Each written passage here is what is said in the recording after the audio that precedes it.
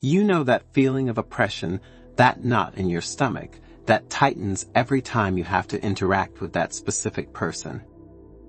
That feeling of being drained of energy, manipulated, belittled, or, worse yet, exploited. We all, in the course of our lives, encounter individuals who seem to have an innate talent for complicating our existence, for starting conflicts, for spreading negativity. We label them in various ways, but perhaps the word that best defines them is toxic. But the crucial question is, how to deal with toxic people? Is there perhaps a secret manual, a magic formula, an antidote to this relational poison? What if I revealed to you that not only is it possible to learn effective strategies for how to deal with toxic people, but that you can actually transform these encounters, which now seem like insurmountable obstacles, into precious opportunities for personal growth and inner strengthening? And if you stick around until the end of this story, you will discover not only 7 foolproof ways to deal with toxic people, but also how, by applying these principles consistently and consciously, you can finally regain your emotional balance and serenity. But before continuing, subscribe to the channel and activate notifications to know when we publish new content for your personal growth. The late afternoon sun, filtering through the elaborate leaded windows of the conservatory, created a magical, almost surreal atmosphere. The golden light caressed the rare orchids, lush ferns, and exotic plants that Dr. Evelyn Reed, a renowned psychologist, treated with the same passion and dedication that she reserved for her patients. It was a haven of peace, a refuge from the hustle and bustle of the outside world. Dr. Reed's silver hair was pulled back in an elegant bun, and her eyes, a deep, piercing blue, radiated an almost hypnotic calm, an ancient and reassuring wisdom. Today, sitting across from her in this sanctuary of serenity, there is you. Your posture betrays tension and fatigue, your shoulders hunched under the weight of an invisible burden. Your gaze is dull, marked by sleepless nights and a persistent restlessness, a shadow that obscures your natural brightness. Dr. Reed, I began, my voice cracking with emotion, almost a whisper, I don't know what to do anymore. I feel constantly drained, as if all my life energy is being sucked away. I feel manipulated, used, as if I've completely lost control of my life, my emotions, even my thoughts. Dr. Reed nods slowly, her expression one of deep understanding and genuine empathy. It's not the first time she's heard a story like this, stories of emotional pain, of dysfunctional relationships, of people feeling trapped in a vortex of negativity. I deeply understand you, he says, his voice warm and enveloping like a comforting hug. The people you describe with so much pain are those we commonly call toxic. Of course, this is not a formal clinical diagnosis. You won't find this definition in a psychiatry textbook. But it is a term that effectively, almost viscerally, expresses the negative, sometimes devastating, impact that these individuals can have on our psychological and emotional well-being. They are like real energy vampires who feed on our vitality, our self-esteem, our joy in life, leaving us exhausted and demotivated. You take a deep breath, trying to calm the turmoil inside to find some relief in those words of understanding. That's exactly how I feel, you confirm, in a small voice, as if I were constantly at the mercy of these people, as if I didn't have the strength, the courage to react, to walk away, to protect myself. But what can I do? I can't just eliminate them from my life. Some of them are an integral part of my family, my work environment, my social circle. It doesn't always have to be a permanent breakup, Dr. Reed reassures you with an encouraging, motherly smile. And in many situations, it's not even a practical or realistic solution. What you can do, though, and what is absolutely essential, is to learn to manage them. You can learn to protect yourself, to preserve your life energy, to not get dragged into their abyss of negativity. And even more amazingly, you can even learn to transform these difficult interactions, these toxic relationships, into opportunities for personal growth, into occasions to strengthen your self-esteem, your resilience, your self-awareness. Dr. Reed stands up with a slow and fluid movement and invites you to follow her on a walk in the garden. As you walk among the intoxicating scent of flowers, the delicate murmur of a fountain and the soft chirping of birds, she begins to reveal the secrets, strategies, and tools to deal with toxic people and regain control of your emotional life. These are not tricks or quick fixes, but a journey of awareness and inner change. He begins by explaining the fundamental importance of building an inner fortress, of erecting clear and uncrossable boundaries. Imagine, he says, creating a magnificent castle around your emotional well-being, a castle with high, solid walls, capable of resisting any attack, any attempt at intrusion. These walls are your personal boundaries. You have to decide clearly and unequivocally what you are willing to tolerate and what is absolutely unacceptable. This means learning the sometimes difficult but liberating art of saying no. It means setting time limits on your interactions with these people so you don't feel completely drained of energy. It means not getting caught up in their drama, their incessant complaining, their subtle or overt manipulation. You pause for a moment, absorbing those words like water in the desert. But it's so hard to say no, you admit with a sigh, especially when it's people I love deep down, despite everything.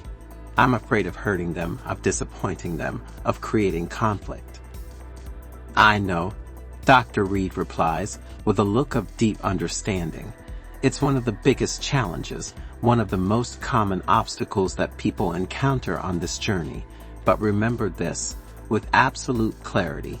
Every time you say no to an unreasonable request, to toxic behavior, to emotional manipulation, you are saying a powerful yes to yourself.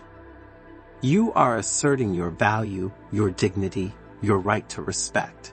You are consciously choosing to protect your mental and emotional health, your serenity, your inner peace. You are putting yourself first, and this is not selfishness, but an act of love and respect towards yourself. As we continue our walk, Dr. Reed tells you about the crucial importance of assertive communication, your crystal sword. It's not, she emphasizes, about becoming aggressive, attacking, raising your voice, responding to toxicity with more toxicity. On the contrary, assertive communication is the art of expressing your needs, your feelings, your opinions in a clear, direct, respectful, but firm and unequivocal way. Learn to use sentences that begin with I feel, I think, I need. Don't accuse, don't judge, don't point the finger, but express authentically and assertively what you feel, what you think, what you need to feel good. This is your sword, not to hurt, but to defend your space, to affirm your truth. As the sun begins to set, painting the sky in warm golden hues, Dr. Reed introduces you to the concept of emotional detachment, your invisible shield.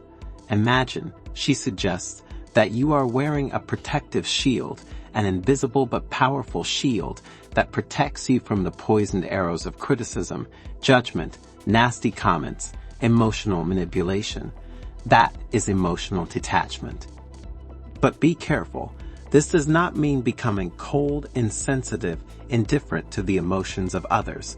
Instead, it means learning not to take the words and actions of toxic people personally.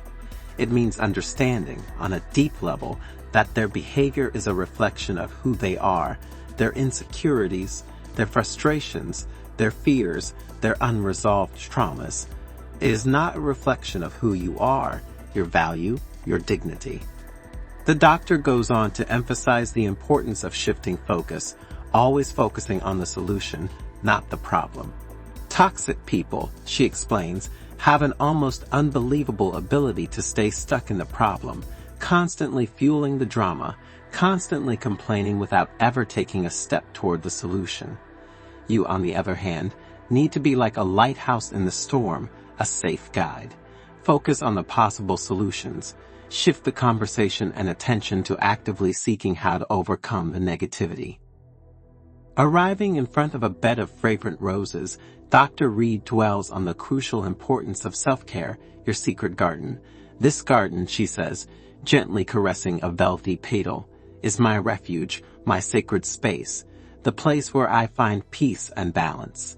Self-care is your secret garden, the place where you can recharge your energies, nourish your soul, find your inner strength, your centering.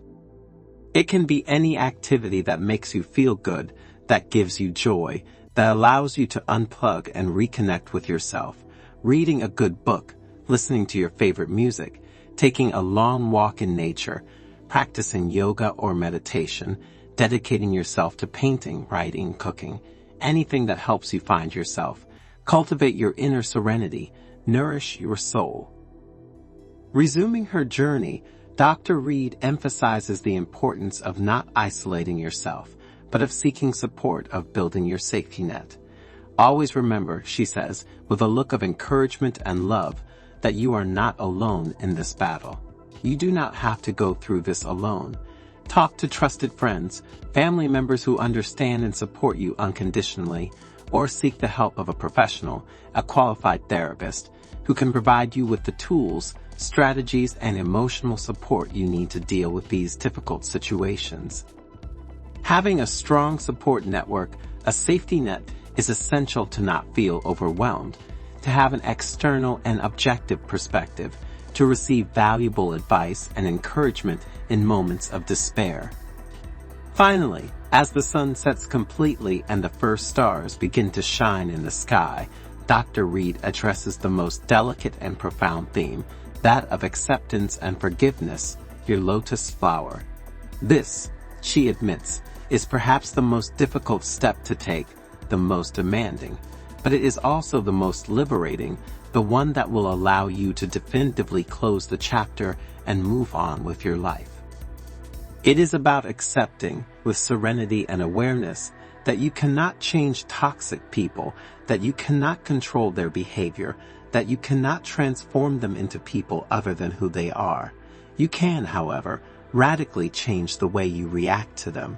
You can choose, with determination and courage, to no longer let yourself be hurt, to no longer let yourself be manipulated, to no longer let yourself be drained of all energy. And finally, you can choose to forgive, but be careful. Forgiving does not mean justifying their toxic behavior. It does not mean forgetting the pain they caused you. It does not necessarily mean reconnecting if this makes you feel bad. Forgiving means, instead, freeing yourself from the oppressive weight of resentment, anger, rancor, all those negative feelings that poison your soul and prevent you from living fully. It means letting go of the past, with all its suffering, and focusing on the present, on your well-being, on your happiness, on your serenity. As the night silently embraces the garden, you feel a new strength, a new hope, a new determination growing within you. Dr. Reed's wise and compassionate words have lit a spark of light in your heart, have dispelled the shadows of fear and insecurity, have opened a path to a more serene and fulfilling future. You know that the path will not always be easy, that there will still be moments of difficulty, of discouragement, of temptation to give up. But now you have the tools necessary to face these challenges, to protect yourself, to cultivate your resilience, to transform toxic relationships into opportunities for personal growth. Thank you, Dr. Reed, you say, with a sincere and grateful smile. I feel like I've found my inner compass again, like I've finally learned how to navigate these rough, sometimes stormy waters of life. I feel stronger, more aware, more confident about the future. Dr. Reed smiles at you, a light of wisdom and benevolence in her eyes. Always remember, she says, with one last important recommendation, your happiness, your inner peace, your emotional well-being is your most precious treasure, your inalienable right. Don't let anyone steal it from you. Don't let anyone dim your light, put out your smile, poison your soul. You are the guardian of your inner garden. Cultivate it with love, protect it with wisdom, and let it bloom in all its beauty. Despite the weather, despite the difficulties, despite the toxic people you will inevitably meet along your path.